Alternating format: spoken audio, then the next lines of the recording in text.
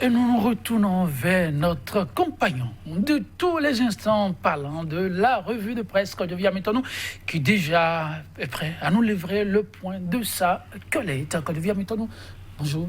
Bonjour, Joël Dodji. Bonjour également à nos amis téléspectateurs. Alors, pour eux, ce matin, qu'est-ce que vous avez pu nous concocter? Bien entendu, en tenant compte de ce que nos confrères ont pu faire en termes de livraison. Tout à fait, les confrères se sont penchés toujours sur l'actualité politique brûlante de l'heure.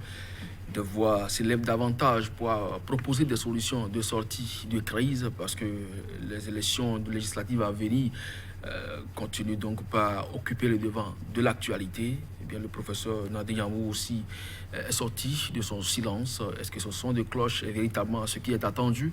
Vous aurez donc le temps avec les analyses des uns et des autres de le comprendre. On n'a pas fini également de pleurer les morts suite donc au drame survenu le 24 mars dernier lors de la rencontre Bénin-Togo avec cette bavure policière. Des anciens tombent et les blessés continuent donc par recevoir les soins nécessaires et également au devant donc de l'actualité, eh bien des supputations vont bon train au-delà de tout ce qui est politique. Il y a également l'économie, comment se porte aujourd'hui le secteur pétrolier avec l'état de santé de la SONACOP, la structure étatique. C'est entre autres sujets évoqués par la plupart des cadres ce matin.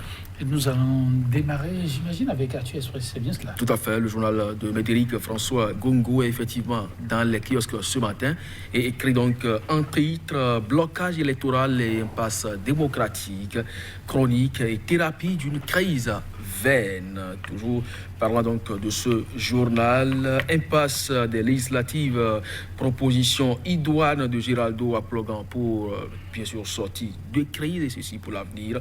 Une jeunesse formée et patriote, la résurgence du sacerdoce politique, écrit donc le journal Actu Express qui a d'ailleurs va céder sa place au journal La Dépêche qui écrit le chef de l'État, l'opposition et la mouvance face à l'impasse électorale. Qui veut de la crise s'interroge. Le canard, obtention du quitus fiscal, les mésaventures de Ganéou Soglo, le journal Le Confrère de la matinée, crise politique au Bénin, talon dans un dilemme simplement, écrit le journal de Sondé Félix Pépéripe qui poursuit les écureuils sur le chemin de la CAN Égypte 2019. Beaucoup de leçons, mais aussi des repères édifiants pour la suite. Le football décrispe l'atmosphère au Bénin, un public héroïque et magique. Et puis économie nationale, la SONACOP au bord du gouffre, c'est une interrogation. Le nouvel observateur sortie effective de la crise politique, écrit le nouvel observateur. Tout dépend du bon vouloir du chef de l'État. Assemblée nationale, à quel jeu joue la mouvance? En tout cas, la commission des lois s'en remet à la plénière. Le journal L'événement précis de poursuivre. Impasse électorale au Bénin.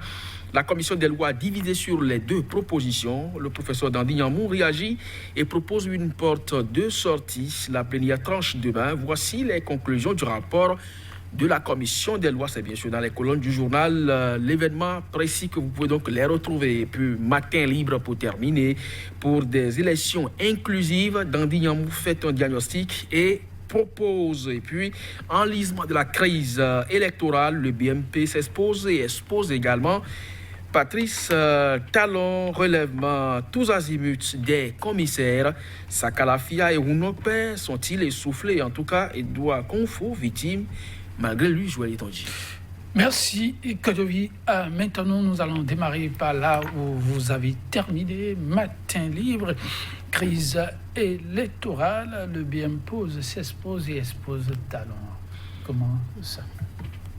Oui, vous savez, depuis lundi, le journal Matin Libre est dans une suite logique d'idées, parce que c'est ce journal qui nous a appris déjà lundi que le BMP échappe de plus en plus au contrôle donc, du chef de l'État.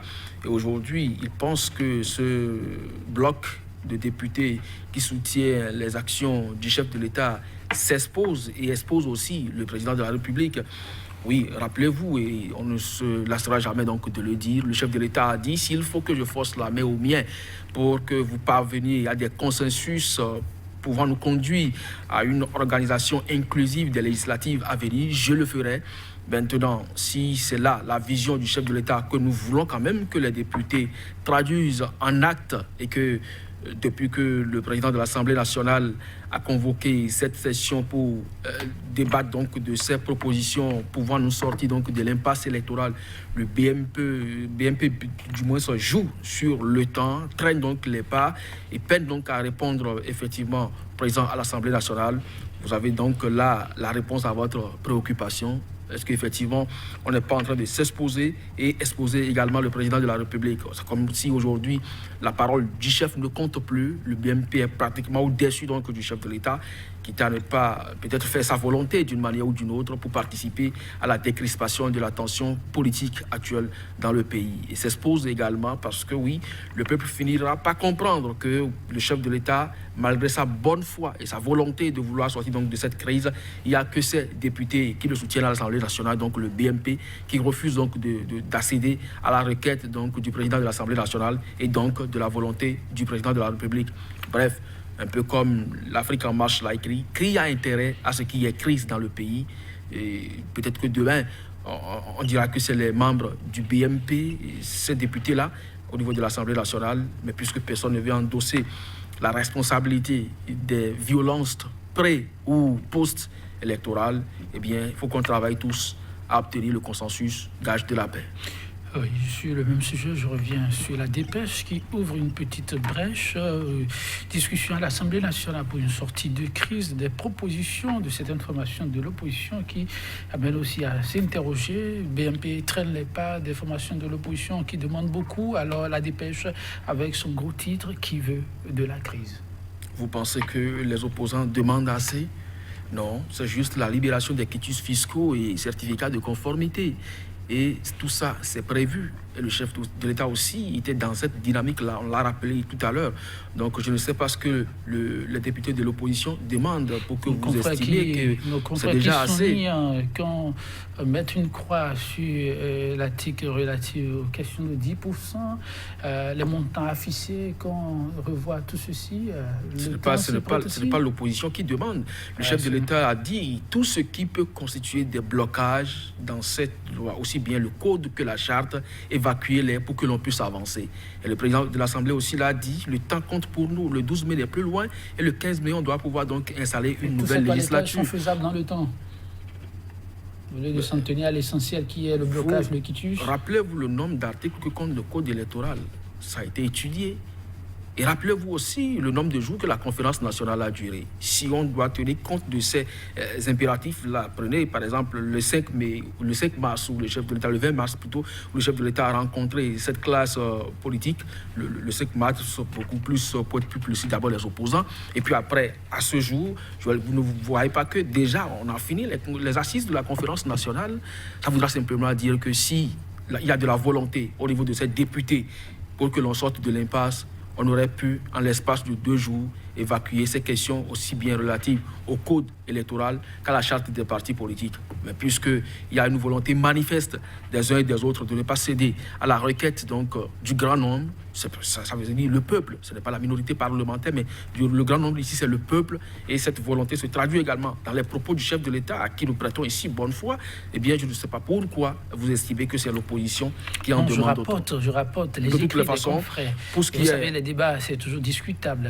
Les regards sont tournés vers, comme vous dites, les députés, pour qu'ils puissent sortir le pays de situation. Et quand je viens maintenant, je reste dans le même registre pour vous permettre d'achever le développement, le confrère de la matinée qui conclut talent définitivement dans un dilemme.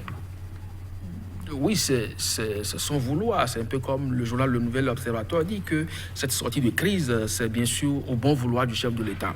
Aujourd'hui, il est d'abord le seul Béninois à qui 65% ont accordé donc leur confiance à travers donc le suffrage électoral pour le porter à la tête du pays. Vous avez rappelé cela tout à l'heure. Alors, s'il en est ainsi, il n'y a que lui seul qui puisse donc trouver une solution à cette crise. Et ça passe par une mesure forte. Le chef de l'État, s'il estime qu'il peut forcer la main aux siens, ça veut dire qu'effectivement, il contrôle le BMP. Mais si aujourd'hui ce BMP peine donc à nous sortir de crise et brille par son absence, sens. On remet des lois aux commissions des lois qui estiment à un moment donné que oui, ce ne sont pas des propositions arrêtées par la commission paritaire et que par conséquent, on ne pourra donc pas les étudier. Et aujourd'hui, je pense que c'est la plénière qui en décidera. Vous voyez, pourquoi alors les autres lois scélérates que la classe politique, surtout le Front pour le sursaut patriotique, a toujours dénoncé, cette commission des lois n'a jamais demandé que d'office la plénière en connaisse l'étude préalable. Donc c'est une volonté manifeste de ne pas faire le travail pour lequel vous êtes payé, alors que cette commission a été installée donc pour faire ce travail-là.